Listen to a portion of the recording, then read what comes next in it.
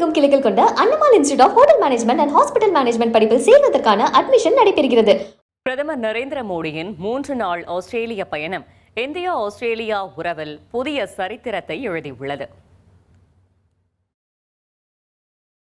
Melbourne நகரில் கால் பதித்தது முதல் இரு நாட்டு தலைவர்கள் சந்திப்பு தொடங்கி முக்கிய ஆலோசனைகள் என பிரதமரின் இந்த பயணம் உலக அளவில் கவனம் பெற்றுள்ளது.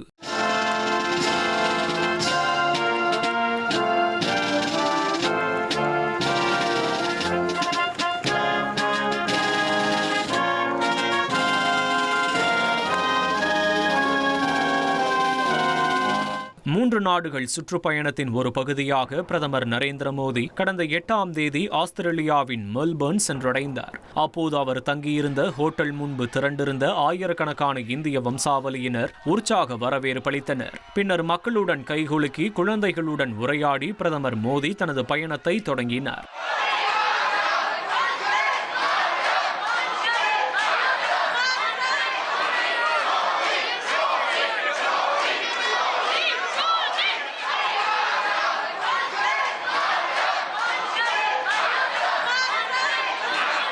பிரதமர் நரேந்திர மோடி பிரதமர் அந்தோனி அல்பானிசுடன் 3வது இந்தியா ஆஸ்திரேலியா உச்சி மாநாட்டில் பங்கேற்று பாதுகாப்பு, கல்வி, எரிசக்தி, தொழில்நுட்பம், திறன் மேம்பாடு உள்ளிட்ட துறைகளில் 18 முக்கிய ஒப்பந்தங்களை மேற்கொண்டார். இந்தியாவிற்கு யுரேனியம், LNG, நிலக்கரி மற்றும் டீசல் வழங்கவும் ககன்யான் விண்வெளி திட்டத்திற்கு ஆதரவளிக்கவும் ஆஸ்திரேலியா ஒப்புக்கொண்டது.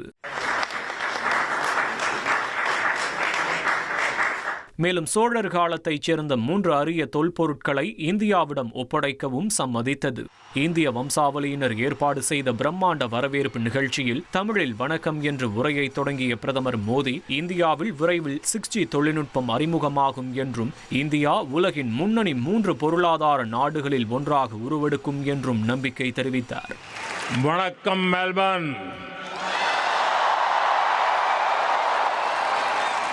ये शो हाउसफुल है,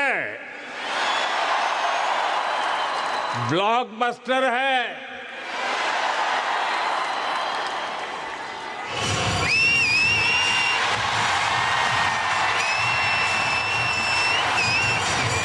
தொடர்ந்து இந்த பயணத்தின் இறுதி நாளன்று ஆஸ்திரேலிய பிரதமர் அந்தோனி அல்பானிசுடன் மெல்பர்ன் கிரிக்கெட் மைதானத்தை பார்வையிட்ட பிரதமர் மோடி வீரர் வீராங்கனைகளுடன் கலந்துரையாடி அவர்களின் ஜெர்சியில் கையெழுத்திட்டார்.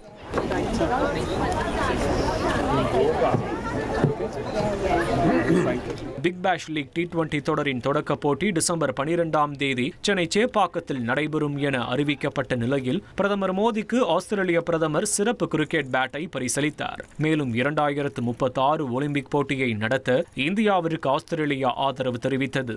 மொத்தத்தில் பிரதமர் மோடியின் ஆஸ்திரேலிய பயணம் பொருளாதாரம், பாதுகாப்பு, அணுசக்தி மற்றும் விளையாட்டு என அனைத்து துறைகளிலும் முத்திரை பதித்த ஒரு பயணமாக இது அமைந்தது.